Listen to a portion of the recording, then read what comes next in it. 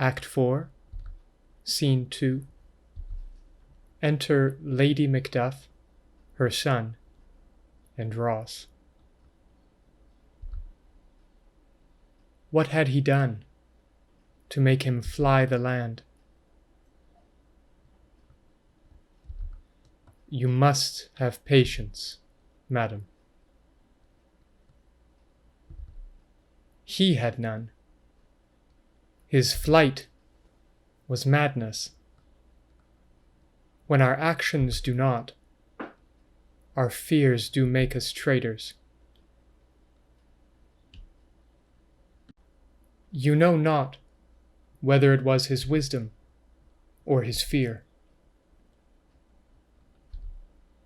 Wisdom, to leave his wife, to leave his babes, his mansion, and his titles in a place from whence himself does fly? He loves us not. He wants the natural touch. For the poor wren, the most diminutive of birds, will fight, her young ones in her nest, against the owl. All is the fear, and nothing is the love. As little is the wisdom, where the flight so runs against all reason.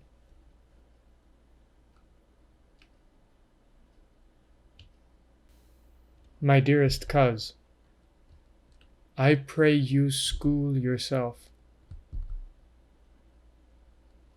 But for your husband, he is noble, wise, judicious, and best knows the fits of the season. I dare not speak much further, but cruel are the times when we are traitors and do not know ourselves. When we hold rumour from what we fear, yet know not what we fear, but float upon a wild and violent sea, each way and none. I take my leave of you. Shall not be long, but I'll be here again. Things at the worst will cease, or else climb upward to what they were before. My pretty cousin, blessing upon you.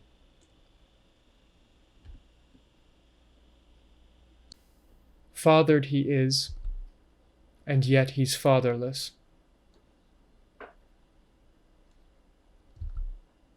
I am so much a fool. Should I stay longer, it would be my disgrace and your discomfort. I take my leave at once. Ross exits. Sirrah, your father's dead. And what will you do now? How will you live? As birds do, mother. What? With worms and flies? With what I get, I mean, and so do they. Poor bird, thou'dst never fear the net, nor lime, the pitfall, nor the gin. Why should I, mother? Poor birds they are not set for.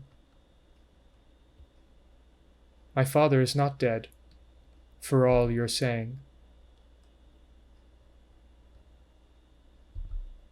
Yes, he is dead. How wilt thou do for a father? Nay, how will you do for a husband? Why, I can buy me 20 at any market. Then you'll buy 'em to sell again.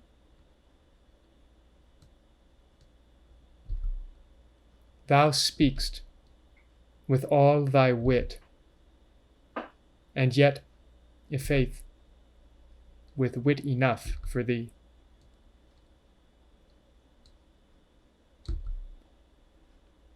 Was my father a traitor, mother? Ay, that he was. What is a traitor? Why, one that swears and lies. And be all traitors that do so?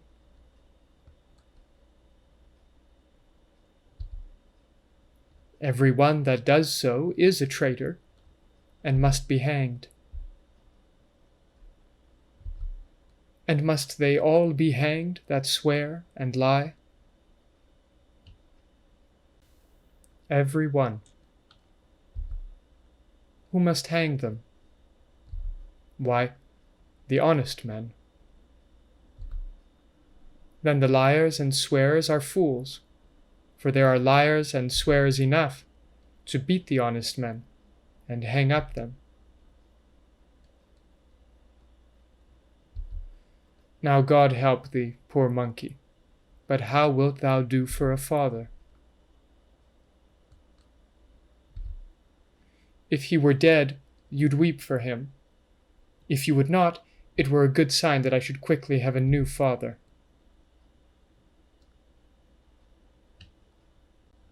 Poor prattler, how thou talk'st.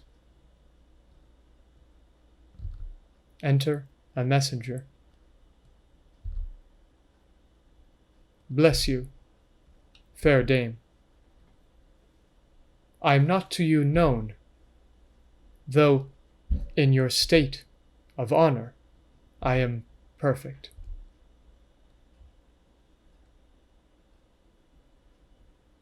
I doubt some danger does approach you nearly. If you will take a homely man's advice, be not found here. Hence with your little ones. To fright you thus, methinks I am too savage. To do worse to you were fell cruelty, which is too nigh your person. Heaven preserve you. I dare abide no longer. The messenger exits. Whither should I fly? I have done no harm. But I remember now I am in this earthly world, where to do harm is often laudable, to do good sometime accounted dangerous folly. Why then, alas, do I put up that womanly defense to say I have done no harm? Enter murderers. What are these faces? Where is your husband? I hope in no place so unsanctified, where such as thou mayst find him.